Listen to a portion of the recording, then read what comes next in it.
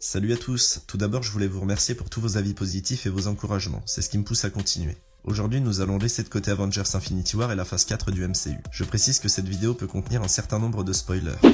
Je vais vous faire un petit récap de toutes les infos dont nous disposons sur Avengers 4 dont la sortie est prévue pour le 3 mai 2019 aux États-Unis et sûrement le 1er mai 2019 en France. Tout d'abord, même si l'info peut paraître dérisoire, la fin de tournage a eu lieu le 13 janvier 2018. Nous pourrions donc avoir la bande-annonce bien plus tôt que pour Avengers Infinity War. Information capitale à présent, Avengers 4 ne sera pas la suite d'Infinity War. Kevin Feige a d'ailleurs dit au sujet de ce film, il ne s'agit pas de deux parties d'un même film, même s'il y a une connexion entre eux, comme pour tous nos films d'ailleurs. On parle ici de deux films bien distincts, qui ont chacun leur propre histoire. En effet, nous le savons depuis un moment, le titre d'Avengers 4 ne sera pas Infinity War partie 2. En avril 2017, des propos de l'actrice Zoe Saldana, interprète de Gamora, sous-entendent que le film s'intitulera Avengers Infinity Gauntlet. L'information n'a pas été confirmée par les frères Russo.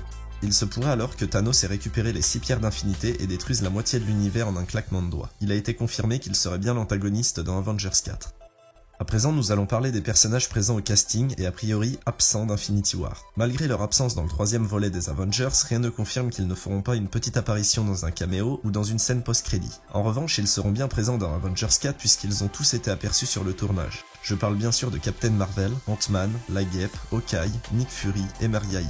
Ce que nous savons sur ces personnages, c'est que Captain Marvel devrait jouer un rôle important au vu de sa puissance. Elle pourrait être la seule à pouvoir contrer Thanos. La Guêpe devrait avoir un tout petit rôle selon Evangeline Lilly, son interprète. Quant à Hawkeye, il apparaîtra sous une nouvelle identité, celle de Ronin. Cette information est confirmée par les jambières qu'il porte sur le tournage. Pour les 3 personnages restants, mes recherches ne me permettent pas de me prononcer de manière sûre, même si je pense qu'Ant-Man disposera d'un bon temps à l'écran, contrairement à Nick Fury et Maria Hill, qui ne devraient faire, en revanche, qu'une très brève apparition.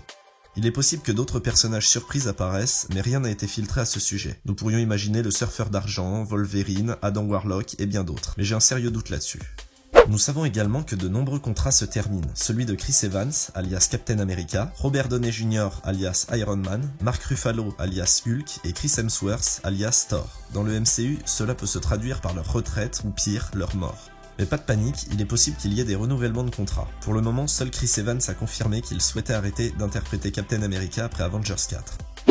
Pour finir, nous allons aborder le sujet le plus important, celui des possibles voyages dans le temps. Cette théorie a fait couler beaucoup d'encre, et pour cause, de nombreux acteurs ont été vus sur le tournage avec une apparence et une tenue différentes.